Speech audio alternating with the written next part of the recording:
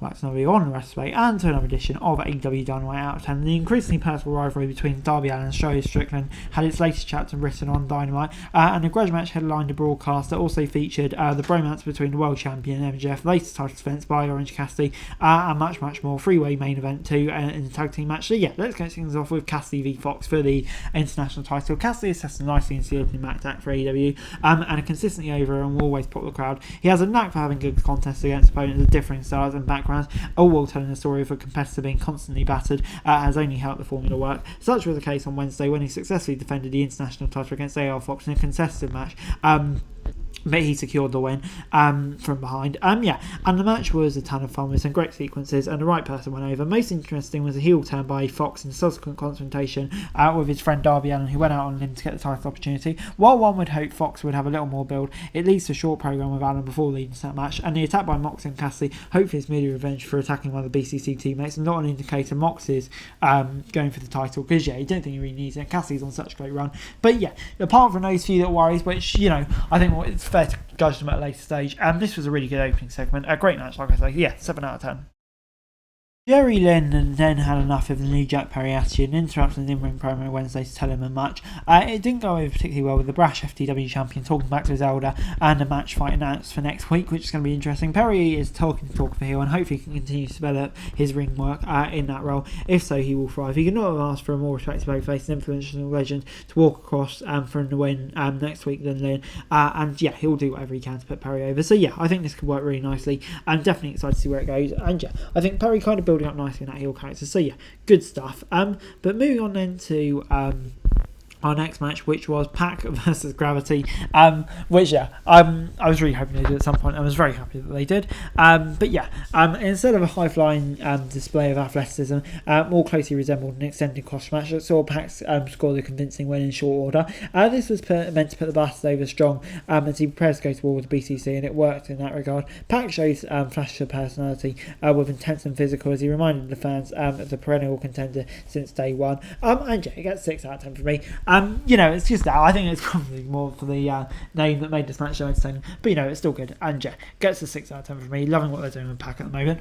It was then time for Darby v Swerve as we got some more MJF and Adam Cole skits. Cole being vowed an AEW rematch, and Strong interrupted to try and change his friend's mind. So you can kind of see it's leading to a blow off. But AR Fox did not take kindly to Darby Allin's frustration over his actions from earlier in the night, and it was on his most famous student, costing him a victory against Swerve. Strickland in a hotly anticipated grudge match. The battle itself was good, but probably the lesser of the two we've seen to date. More important was the Fox heel turn, which shined a light on the Mogul Embassy for the first time in what it's been like since Strickland merged with Prince Nana's Foundation. Whether this actually benefits Fox in the long run remains to be seen, but he's given a lot of spotlight, and hopefully we'll have more to build in the sudden moment. So get 7 out of 10. It all ties into the story, and I think it's going to go really nicely, and I hope really they do build it up in the next few weeks, because I think all men involved are really great. But it's then time for Britt Baker versus Ty Valkyrie.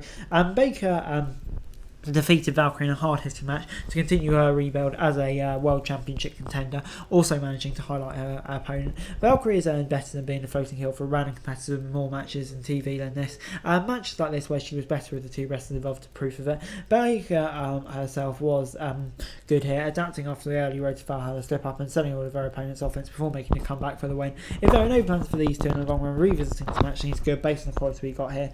I think they could have a really interesting feud outside of the title, which in the women's division I think AEW definitely needs to do more of. So 6 out of 10 from me. It's then time for a main event, the Blackpool Combat Club versus the Lucha Bros and the Best Friend. Mox and Cardio sought to recover from the loss last week in a big 3-man team main event, and also featured Best Friends Chuck Taylor and Trent Barretta and Lucha Bros, Penta and Ray. They all failed to do so thanks to late interference from Orange Cassidy, suggesting freshly squeezed is about to come embroiled in the feud with a hard-hitting, unforgivable trio. That's an interesting direction. Cassidy has been fine as the international champion and working against his weekly opponents, but the thought of going up against BCC is definitely an interesting one. And I'm not too sure how it worked, to be honest, but then again, not many seem like they work with Cassidy, but they always seem to. Melvin Mox will play ball, will be interesting, but this match was solid, saw lots of action and saw Lucha Bros aim at a big main event win, which I'm also pleased about. So get 7 out of 10 for me. A really, really good match. Just kind of intrigued and maybe a bit reticent to see where the storyline goes. And overall this week, Dynamite gets 7 out of 10 from me. On the whole, I thought it was a really good episode of Dynamite. Few storyline directions, maybe I'm not totally sure if we're going in the right directions. But yeah, we'll have to see. But on the whole, quality of this show I think was really, really solid, as you usually get with AEW. So yeah, good stuff. 7 out of 10 from me. But anyway, guys, that's over here. Thanks very much for watching tonight's episode. This is all kind of stuff for AEW Wrestling News and Squash Channel. It's going to be greatly appreciated. Thanks very much for watching. Peace.